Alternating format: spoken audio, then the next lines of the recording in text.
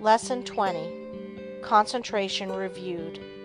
In bringing this book to a close, I again want to impress you with the inestimable value of concentration, because those that lack this great power, or rather, that fail to develop it, will generally suffer from poverty and unhappiness, and their life's work will most often be a failure, while those that develop and use it will make the most of their life's opportunities. I have tried to make these lessons practical, and I am sure that many will find them so. Of course, the mere reading of them will not do you a great deal of good, but if the exercises are practiced and worked out and applied to your own individual case, you should be able to acquire the habit of concentration in such measure as to greatly improve your work and increase your happiness. But remember, the best instruction can only help you to the extent to which you put it into practice. I have found it an excellent idea to read a book through first, and then reread it, and when you come to an idea that appeals to you, stop and think about it. Then, if applicable to you, repeat it over and over, that you will be impressed by it. In this way, you can form the habit of picking out all the good things you read, and these will have a wonderful influence on your character. In this closing chapter, I want to impress you to concentrate on what you do, instead of forming most of your work unconsciously or automatically, until you have formed habits that give you the mastery of your work and your life powers and forces. Very often, the hardest part of work is thinking about it. When you get right into it, it does not seem so disagreeable. This is the experience of many when they first commence to learn how to concentrate. So never think it a difficult task, but undertake it with the I will spirit, and you will find that its acquirement will be as easy as its application will be useful. Read the life of any great man, and you will generally find that the dominant quality that made him successful was the ability to concentrate. Study those that have been failures, and you will often find that the lack of concentration was the cause. One thing at a time, and that done well, is a good rule, as I can tell. All men are not born with equal powers, but it is the way they are used that counts. Opportunity knocks at every man's door. Those that are successful hear the knock and grasp the chance. The failures believe that luck and circumstances are against them.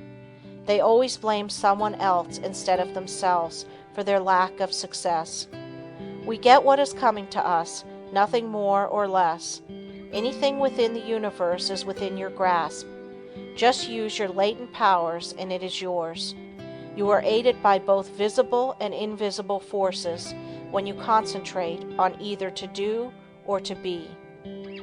Everyone is capable of some concentration, for without it you would be unable to say or do anything. People differ in the power to concentrate because some are unable to will, to hold the thought in mind for the required time. The amount of determination used determines who has the strongest will. No one's is stronger than yours. Think of this whenever you go against a strong opponent. Never say, I can't concentrate today. You can do it just the minute you say, I will. You can keep your thoughts from straying, just the same as you can control your arms. When once you realize this fact, you can train the will to concentrate on anything you wish. If it wanders, it is your fault. You are not utilizing your will. But don't blame it on your will and say it is weak. The will is just the same whether you act as if it were weak or as if it were strong. When you act as if your will is strong, you say, I can. When you act as if it were weak, you say, I can't. It requires the same amount of effort in each case. Some men get in the habit of thinking I can't and they fail. Others think I can and succeed. So remember, it is for you to decide whether you will join the army of I can't or I can. The big mistake with so many is that they don't realize that when they say I can't, they really say I won't try. You cannot tell what you can do until you try. Can't means you will not try. Never say you cannot concentrate, for when you do, you are really saying that you refuse to try. Whenever you feel like saying, "I can't," say instead, "I possess all will and I can use as much as I wish." You only use as much as you have trained yourself to use. An experiment to try. Before going to bed tonight, repeat, "I am going to choose my own thoughts and to hold them as long as I choose.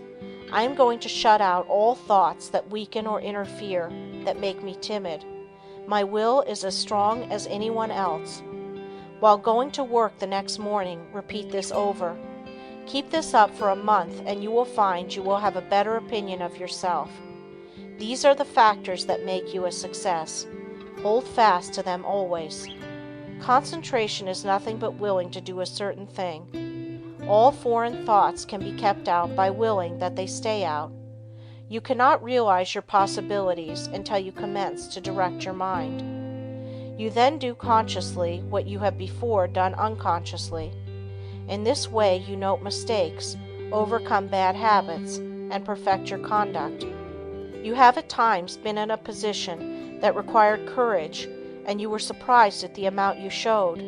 Now when once you arouse yourself, you have this courage all the time, and it is not necessary to have a special occasion reveal it to you. My object in so strongly impressing this on your mind is to make you aware that the same courage, the same determination that you show at certain exceptional times, you have at your command at all times.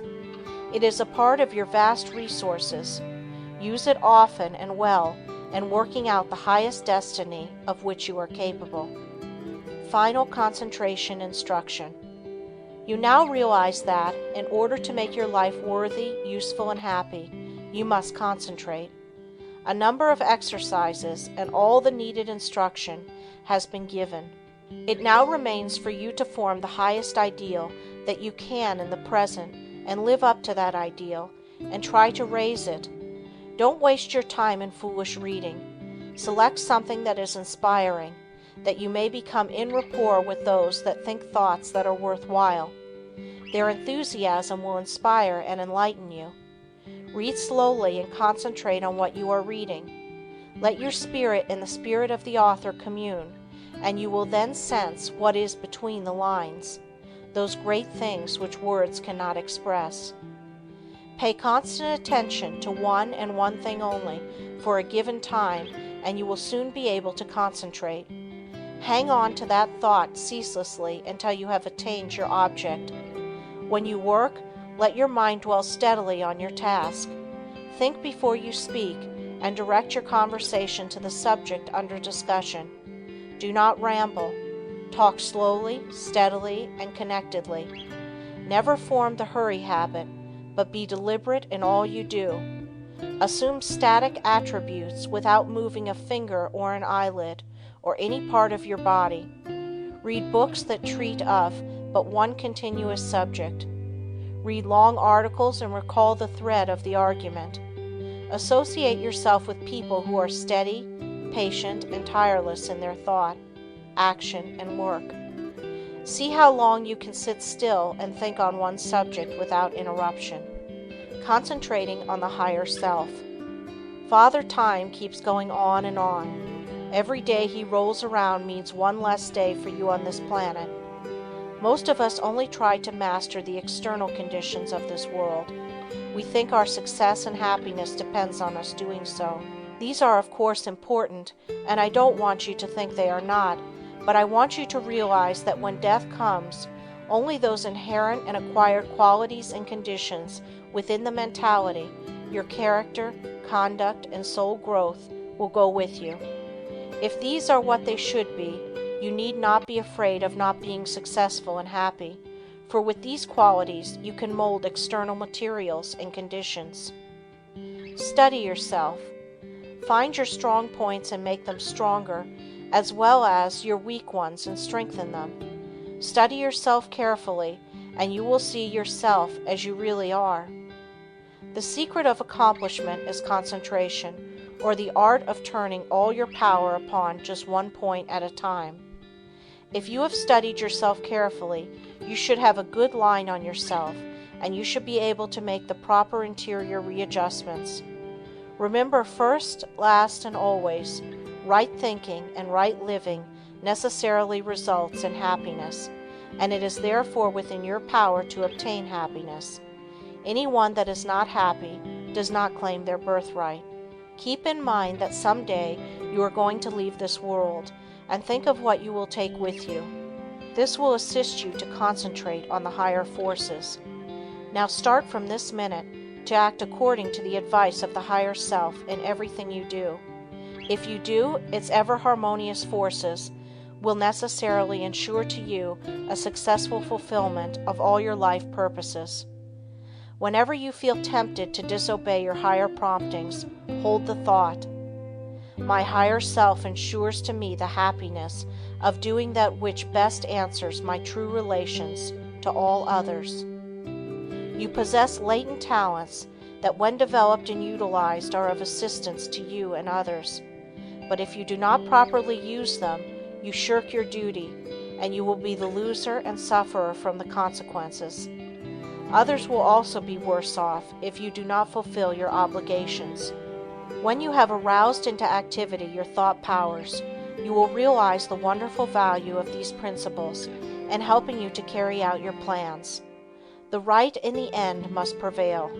You can assist in the working out of the great plan of the universe and thereby gain the reward, or you can work against the great plan and suffer the consequences. The all-consuming fires are gradually purifying all discordant elements.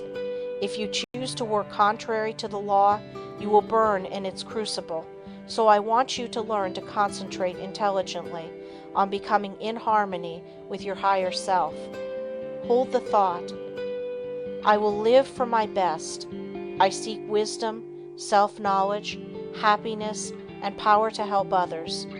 I act from the higher self. Therefore, only the best can come to me." The more we become conscious of the presence of the higher self, the more we should try to become a true representative of the human soul in all its wholeness and holiness, instead of wasting our time dwelling on some trifling external quality or defect. We should try to secure a true conception of what we really are, so as not to overvalue the external furnishings. You will then not surrender your dignity or self-respect when others ignorantly make a display of material things to show off. Only the person that realizes that he is a permanent being knows what the true self is. End of The Power of Concentration by THERON Q. DUMONT. This recording is in the public domain.